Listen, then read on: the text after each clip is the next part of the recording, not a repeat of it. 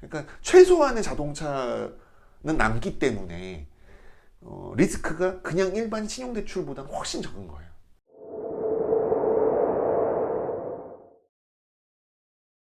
링크드카의 레오입니다. 이번 영상에서는 그래서 장기 렌터카의 장점과 단점에 대해서 좀 설명을 드려서 이 장기 렌터카라는 게 나한테 맞는 건지 나한테 맞지 않는 건지를 판단할 수 있는 그런 참고가 되었으면 하는 바람에서 영상을 만들어 봅니다. 이어서 장기 렌터카의 장점. 자, 앞에서 이제 단점에 대해서 다 설명을 드렸어요. 그러니까 뭐 장기 렌터카가 뭐 꼭 좋다는 아닙니다. 자, 한번 생각을 해볼게요. 장기 렌터카를 운영하는 렌터카 회사 또는 카드사, 캐피탈 회사는 어디서 수익이 날까요? 단지 그 이율에서만 수익이 날까요? 그렇지는 않습니다. 그러니까 이들이 수익이 나는 방법에는 여러 가지가 있는데 제가 봤을 때는 가장 큰 부분은 대량 구매예요. 대량 구매. 차량을 한 대 살 때와 1000대 살 때와 10,000대 살 때 차량 가격이 똑같을 수가 없겠죠. 10,000대 사는 사람에게 차량 가격을 할인해 줄 수밖에 없죠.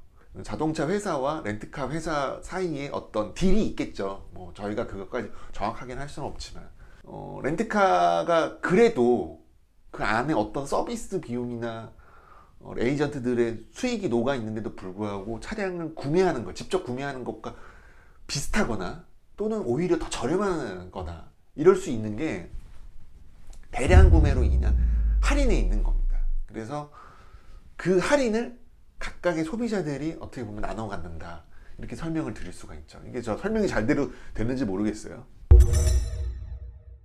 그 다음에 두 번째로는 영업용으로 차량이 등록이 되다 보니까 취등록세가 또 감면이 돼요. 장기 렌터카 이용하는 개인이나 법인은 최종 소비자지만 중간 단계인 렌터카 회사에서는 이런 부분도, 취등록세가 저렴한 부분도 이들의 이익에 포함되는 거죠. 예를 들자면 1,000만 원짜리 차를 사고 제가 1,000만 원짜리 차를 샀을 때 70만 원의 취등록세를 내야 된다고 칠게요. 자, 그리고 렌트카 회사에서는 1,000만 원짜리 차를 사는데 30만 원의 취등록세를 내요. 그래서 렌트카 회사에서 이렇게 저렇게 계산을 해서 그러면은 취등록세를 60만 원 낸 걸로 우리가 해줄게, 이러면 어떻게 되죠?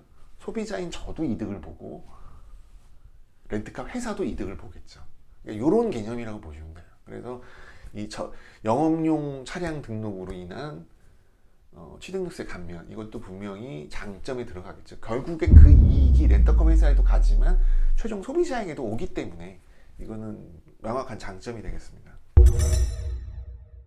세 번째로는 자동차 보험료가 렌터카의 경우엔 굉장히 저렴합니다. 자, 이게 왜 그런 현상이 생기냐면은, 렌터카는 렌터카 공제회라는 자기네들만의 보험 상품이 있어요. 예를 들면 택시 같은 경우에 택시조합이라는 어떤 자체 보험 상품이 있듯이 렌터카는 렌터카 공제조합이라는 여기서 독자적인 자동차 보험을 운영을 합니다. 자, 그러면 일단 뭐 영업도 필요 없을 거고요. 그 다음에 독자적인 운영을 하기 때문에 기존의 자동차 보험, 소비자들을 상대로 한 자동차 보험보다는 저렴하게 운용을 할 수가 있습니다. 그 저렴한 보험료가 결국에는 또 소비자에게 또 이득으로 오게 되겠죠. 그래서 렌트카 공제의 저렴한 보험료도 장점이 될 수 있습니다. 근데 뭐 여기 안에는 뭐 조금 복잡한 내용들이 있어요. 뭐 예를 들면 자차 보험이 되지 않는다 라든가, 자차 보험 대신에 뭐 렌트카 회사에서 또 뭐 자기네들 자체적으로 수리를 한다거나 뭐 이런 좀 복잡한 내용들이 있긴 한데 오늘은 그거에 대해서는 좀 넘어가도록 하고요. 네 번째 장점으로는 낮은 고정 이율을 말씀드릴 수가 있습니다. 자, 아까 전에 제1금융권보다는 이율이 비싸다고 그랬어요. 그런데 제1금융권에서 돈을 빌릴 수 있는 사람들만 세상에 존재하는 건 아니거든요. 제1금융권에서 돈을 빌릴 수 없는 정도의 신용을 가지고 있는 그런 사람들도 분명히 존재를 합니다. 그래서 렌트카 회사가 제1금융권보다는 진입장벽이 좀 낮죠. 그런데 물론 이자는 조금 더 높을 수는 있어요. 그런데 많이 높지는 않다는 거예요. 왜 그럼 많이 높지 않을까요? 그냥 빌려주는 신용대출보다는 렌터카 빌려주는 게 이 금융회사, 렌터카 회사 쪽에서는 훨씬 안전합니다. 자, 돈을 3천만 원을 빌려주면 그 사람이 그 3천만 원을 안 갚으면 끝이죠. 그 3천만 원만큼 손실이 나요. 금융회사 또는 렌터카 회사가. 그런데 렌터카 같은 경우는 3천만 원짜리를 빌려줘도 만약에 이들이 납부를 하지 못하면 어떻게 됩니까? 자동차를 다시 가져올 수가 있죠.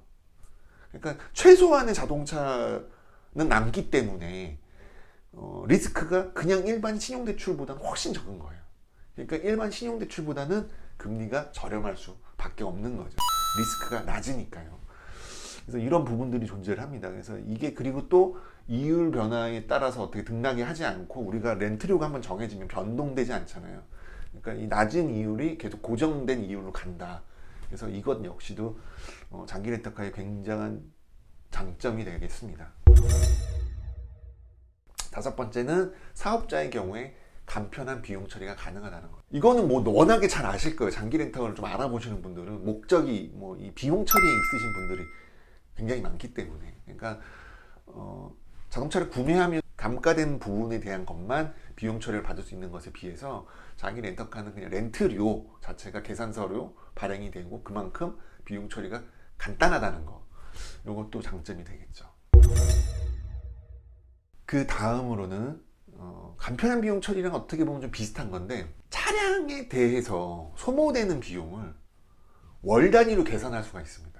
자, 이게 무슨 얘기냐면은 내가 자동차를 소유하게 되면 감가된 금액, 자동차 보험료, 뭐 자동차 세금, 이걸 월 단위로 계산하기는 힘들잖아요. 우리가 총액을 계산하기는 편하지만, 그런데 뭐 예를 들어서 월 단위로 수입이 있으신 분들이 내가 한 달에 얼마만큼은 자동차에 소비를 할 거야 라고 어떤 계획을 세우셨다면 이 계획 소비가 가능하다는 거예요. 월 단위로.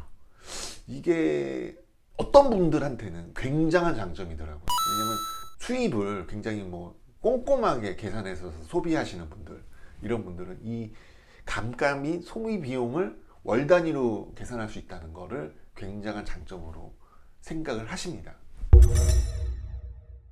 자, 마지막으로 자산이 아닌 대여 상품이라는 점. 지역가입자의 경우에는 건강보험료가 올라간다던가 혜택을 볼 때, 정부 지원에 대한 혜택을 볼 때 좀 마이너스인 경우가 있잖아요. 장기 렌터카를 쓰시게 되면은 이거는 자산이 아니라 빌린 거잖아요. 그래서 대여 상품이기 때문에 그런 데 영향을 주지 않는다. 그래서 이것도 장기 렌터카의 장점이 되겠습니다. 이거 외에도 뭐 여러 가지들이 있을 수 있어요. 생각나시는 게 있다면 댓글로 좀 부탁드리고요. 또 제가 말씀드린 것 중에 틀린 내용이 있으면 그건 역시도 댓글을 달아주시면 이 영상을 보는 소비자분들에게 굉장히 큰 도움이 될 것 같습니다.